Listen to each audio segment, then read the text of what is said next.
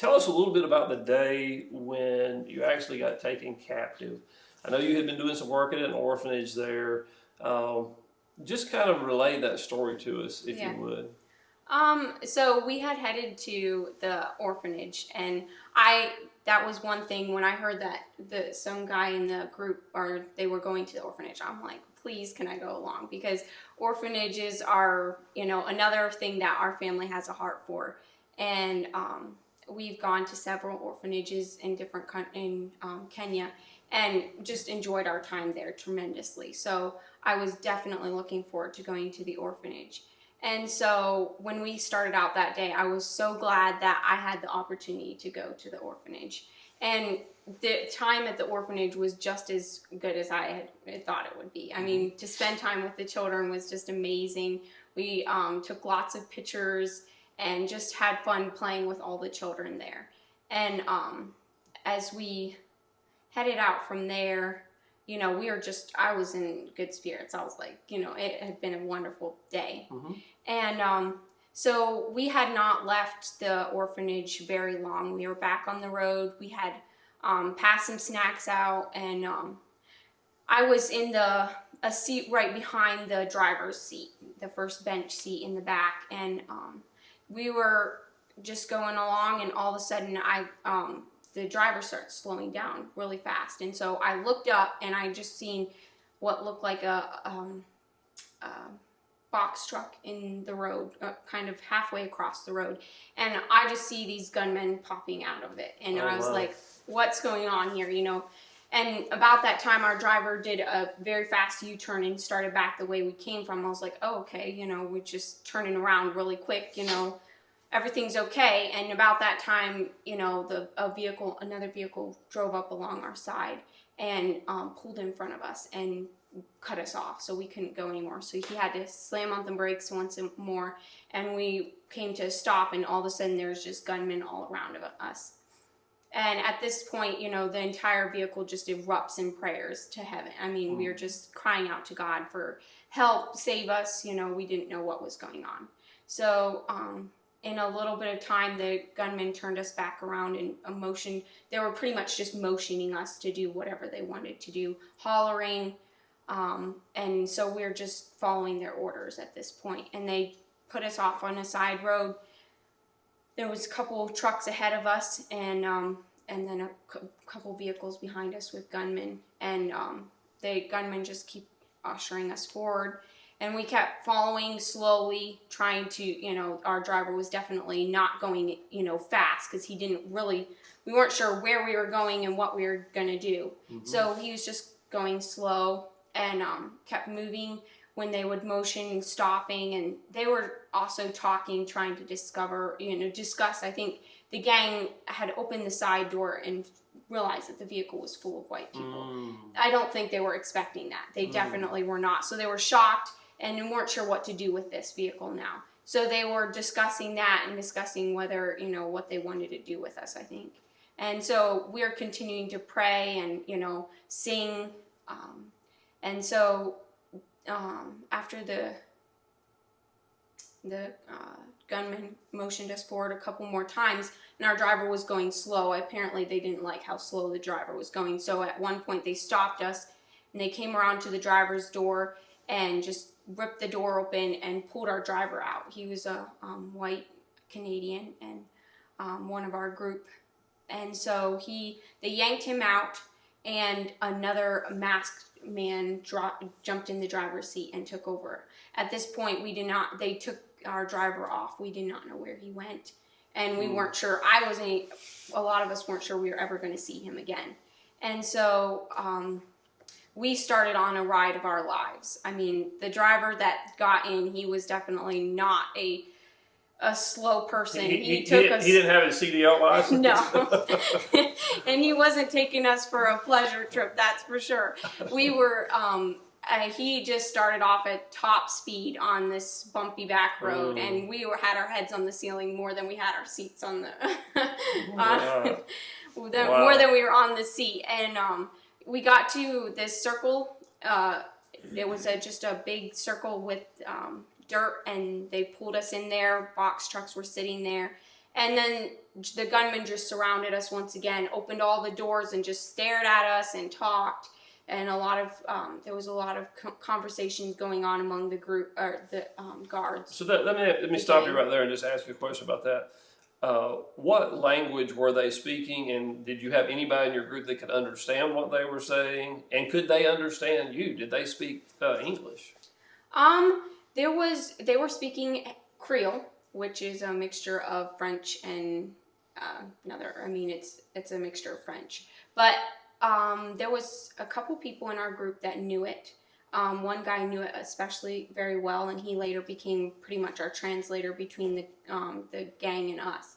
And a few others knew enough, and so they could understand some. But a lot of times, the men that were surrounding us would go off to talk among themselves, and then there's other ones constantly milling around just looking at us. So at that point, we didn't hear much of what was going on. And they spoke a little bit of English, but mostly they were just barking commands at us in Creole. And with, they wanted phones and money. At this point, they were asking for phones and money. And we were, just trying to play dumb at this point and not give them anything. But eventually, when, they started getting desperate, and we started to start handing phones slowly but surely. And definitely people in the car were sending text messages to friends and family and posting, stuff on their whatever statuses and stuff to say, hey, this is going on, please pray. So prayer requests were getting out at this point. All right. And so after we sat there for like 15, 30 minutes, they shut the doors again, and the driver hopped back in, the Haitian driver, the masked man, and he turns us around, and there's this wall at the one side of the circle, and he just starts going towards it full blast. I mean, pedal to the metal. Wow. We were sure at this point he was going to crash our vehicle in and kill us all at once. That's what half of the vehicle pretty much was thinking that. And he went full tilt towards the thing, and then at the last minute he veers off to the right and just full blast continues on. And pretty soon, it was within like a minute, he stopped again. And at this point, we were sitting between two buildings, and he just pulls in there and stops, and they open up all the vehicle again. Here's all these more men. More men are piling out from the houses, or the one room there, and just surround us again with another group of people. And once again, start shouting for phones and money. So we start handing that. At this point, we start handing them as fast as we can. And so let me stop and ask you a question right there. Now, you spent 9 years in Kenya.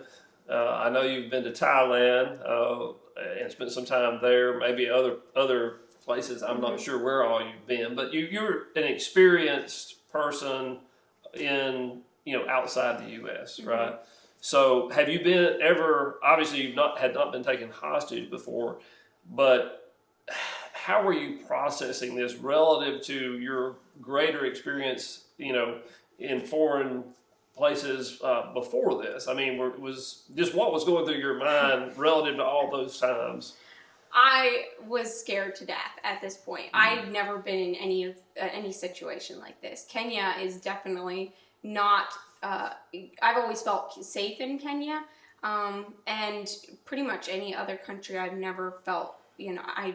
We were stolen from in Kenya, but not at gunpoint. Never at gunpoint. It was just thieving of our house when we were gone. A couple times it was while we were there, but we pretty much knew the people that were doing it. It was kind of like inside job. So there was never, at this point, I was in total fear. I thought this was our last day on earth. And so, at this point I'm thinking, praying God forgive any sins that I, ever committed, and just be, trying to get ready to die, just praying that God would forgive and that he would be ready and that he would protect us, that he would help us through whatever it is, and that he would be with us.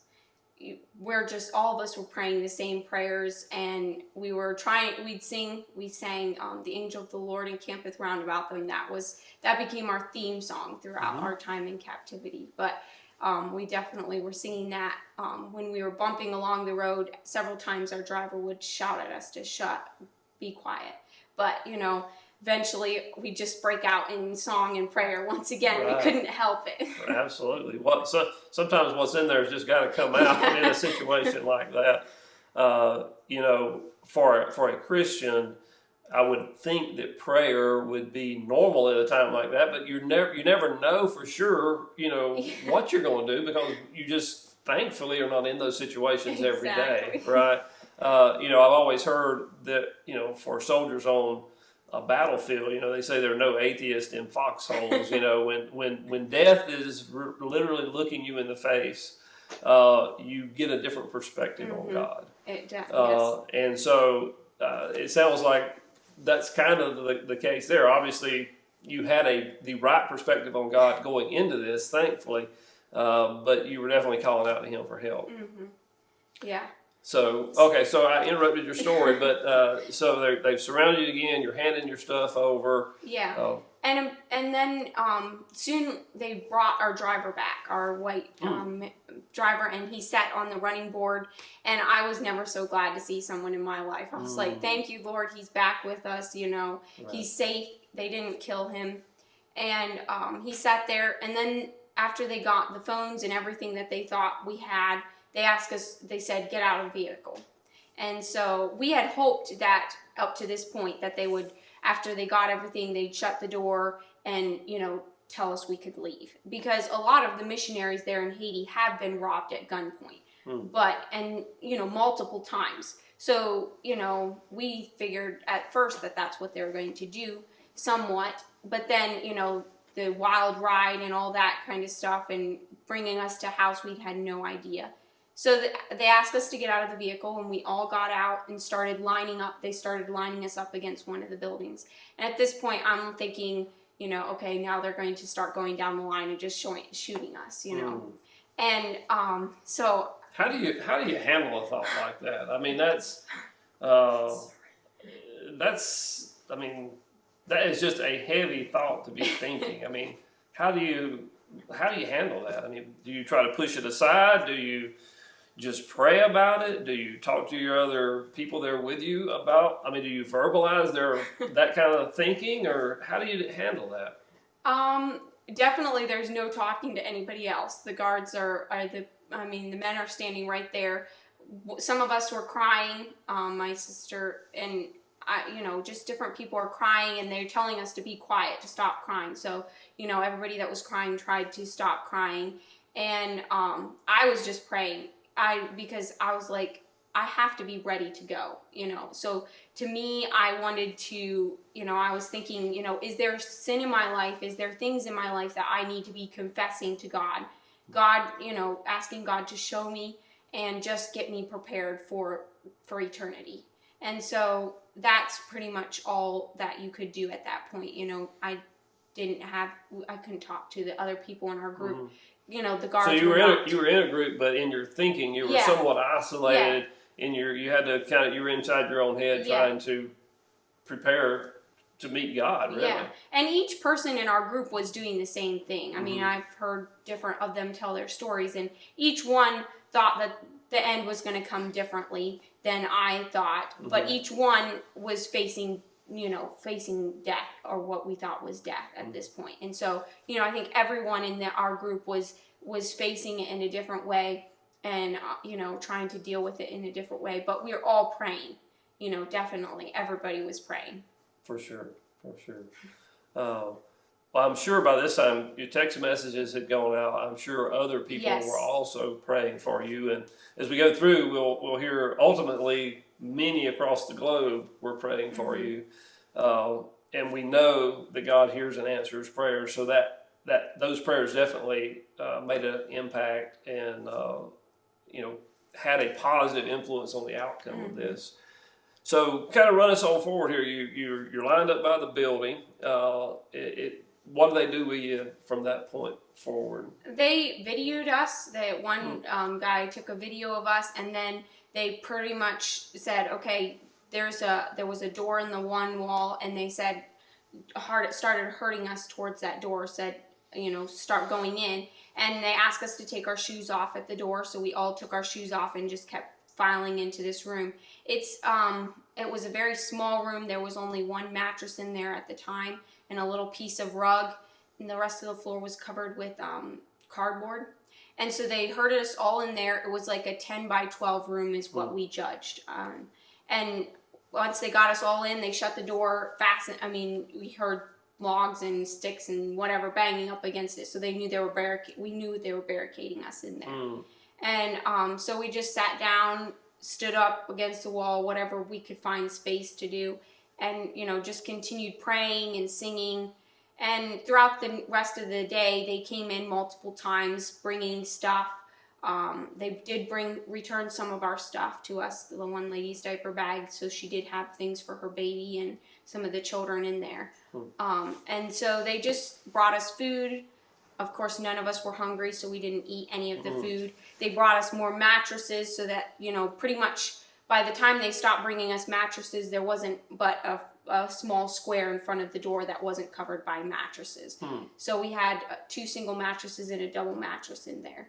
And they did come in with a phone, and we were able to, they had us call Barry, which was the CAM director.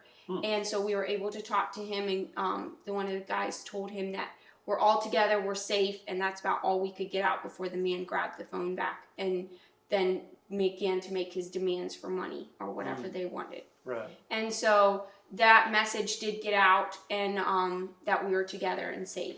And so then we just realized that, it was getting dark at this point, that we were going to be spending the night. And so we just tried to make ourselves comfortable in that room, which was not very possible. Right. 17 people in a 10 by 12 room there's not enough room for everybody to lay down. So it was a long night. It was very hot in there, no ventilation, or very little ventilation. So it was very hot. And this is Haiti. Yeah. You're not in Michigan anymore. Yeah, exactly. So. It was definitely Haiti. It was hot. And so we spent the night. Some of us slept, others would stand fanning people. We couldn't all lay down at the same time, so some were leaning against the walls, sitting up, trying to sleep, others standing. And, those that weren't sleeping we had made improvised fans and were fanning people, fanning the children, trying to get them to sleep. And at one point, I looked over, and the guys had lined up on one of the single mattresses, and their legs are sticking straight up the wall. It was, kind of a hilarious mental picture, but it just gives you a glimpse of what a night like that was. Definitely not enough room. Absolutely, a 10 by 12. We think of that as a moderately sized bedroom for one person. You put 17 people in there. It shrinks very fast. Yes. So, when you were lined up on the wall outside, they were making you be quiet. You were kind of in your own head with your thoughts.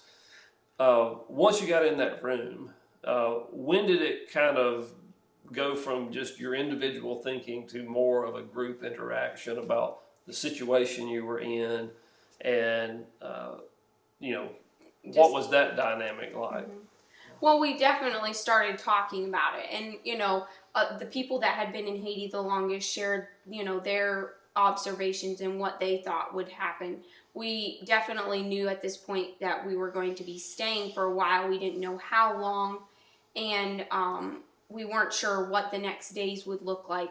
Definitely, we were still up in the air with a lot of questions, and we did try to ask the people that came into the room, what are you doing with us? Where are we, what's your plans?